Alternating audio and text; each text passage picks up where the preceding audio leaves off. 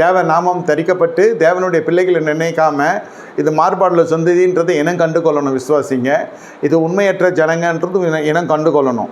பிரியமான தேவனுடைய ஜனமே, அப்பொழுது இந்த சவுல் என்ன சொல்லுகிறாரு, ஒரு காலகட்டத்தில் 1 சாமுவேல் 20:30 யோனத்தால் மேலே கோபம் உண்டவனாகி தாவீது இடத்துல அவன் ரொம்ப நெருங்கி இருக்கு. அபிஷேகம் பண்ணப்பட்ட தாவீதை பார்த்து சொல்கிறாரு,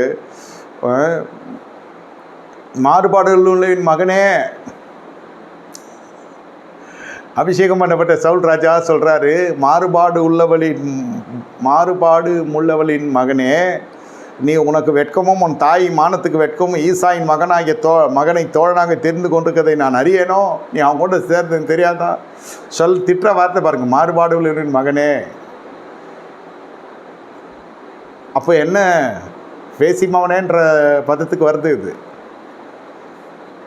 நீ ஈசாயினுடைய மகனோட சேர்றது அவ்வளோ கோபம் வந்துச்சு சவுலுக்கு, பிடிக்கல. அவனை மாறுபாடுன்னு சொல்ல, தம் மகனை மாறுபாடு உள்ளவளின் மகனேன்னு சொல்லி திட்டுறார். ரட்சிப்புக்கப்பட்ட உடனே அபிஷேகம் பண்ணப்பட்டுனே அவங்க பாட்டுக்கு ஏஞ்சி போகக்கூடாது. இதை முதல்ல இந்த கணிப்புக்குள்ளே வரணும். உங்களுக்கு தெரியணும் யாரோட நம்ம சேரணும், யாரோட சேரக்கூடாதுன்னு.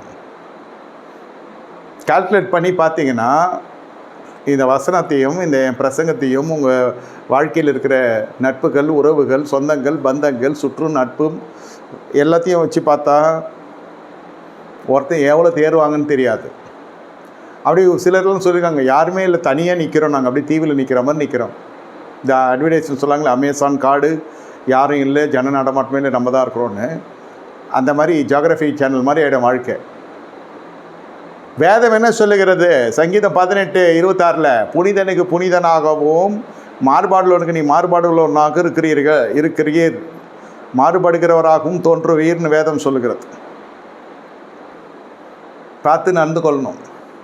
சிலதெல்லாம் நல்ல இது போயிடும், போயிடும். நல்லா படிச்சிருக்கோம், படித்து முடிச்சிருக்கோம், பெரிய பெரிய பட்டம் இருக்கும், ஆனால் அறிவு மங்கி போயிருக்கும். நீதிமொழிகள் 1:32 வாசிக்கிறோம், பேதைகளின் மாறுபாடு அவர்களை கொல்லும், மூடரின் நிர்விசுவாரம் அவர்களை அழிக்கும்.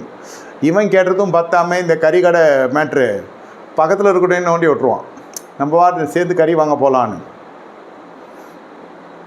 கையில் இருக்கிறது 1000 ரூபாய், 30 நாளுக்கு ஓடுறதுக்கு ஒரு கேஸ் சிலிண்டர் வாங்கிட்டு ஏதோ ஒன்று சமைச்சு கூட சாப்பிட்டுக்கலாம்.